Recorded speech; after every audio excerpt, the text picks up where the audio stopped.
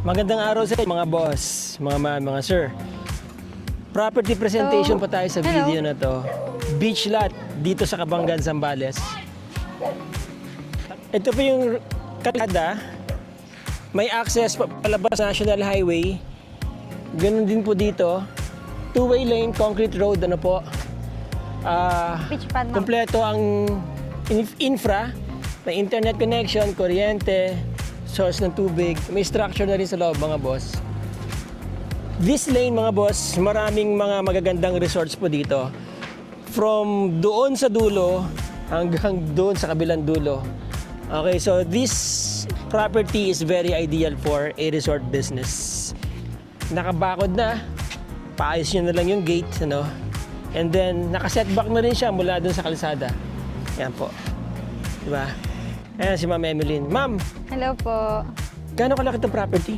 1,375 square meters po. 1,375 square meters. Yeah. Ito na lang ang natitirang beachfront Beachfront dito po sa na Cabangan. may malaking... Na for sale na malaki ang area. Yes. Actually, marami pa po dyan pero medyo pricey na rin talaga. Ito, maganda rin Hectares ang na yung presyo. iba. Ha? Hectares. Hectares na po yung iba.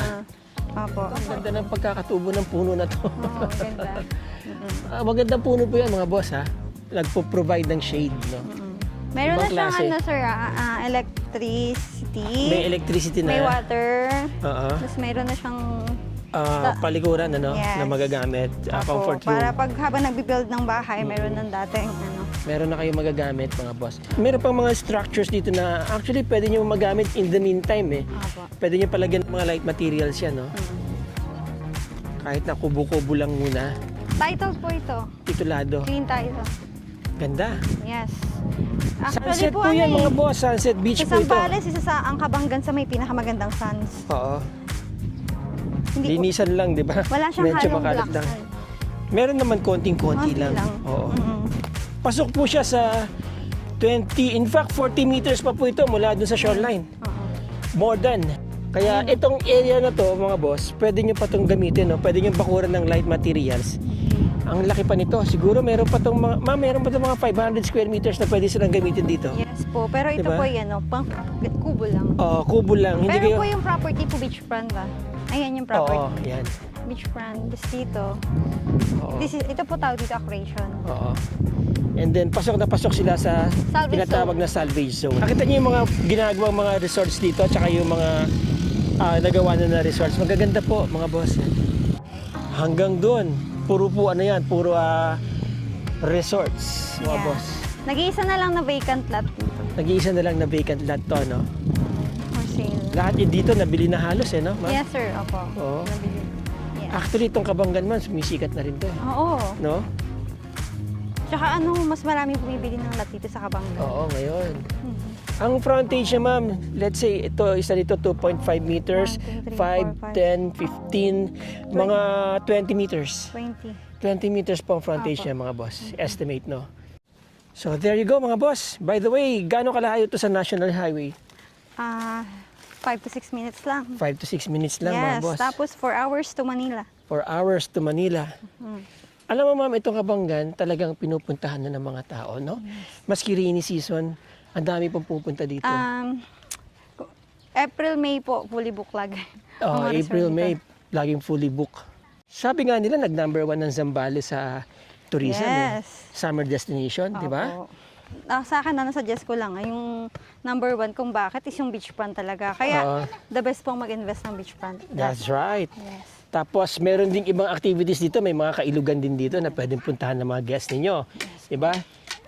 Tsaka mataas na yung mataas ang property, ano? Yes. Although medyo pababa dito, ibig sabihin pwede sila magtambak. Ang maganda nito, ma'am, kasi may bakod na sa harap, hindi na mag-e-erode papunta doon ng buhangin. Di ba? Nandyan na lang talaga, stop na dyan. Yes. Oo. Okay. Yun.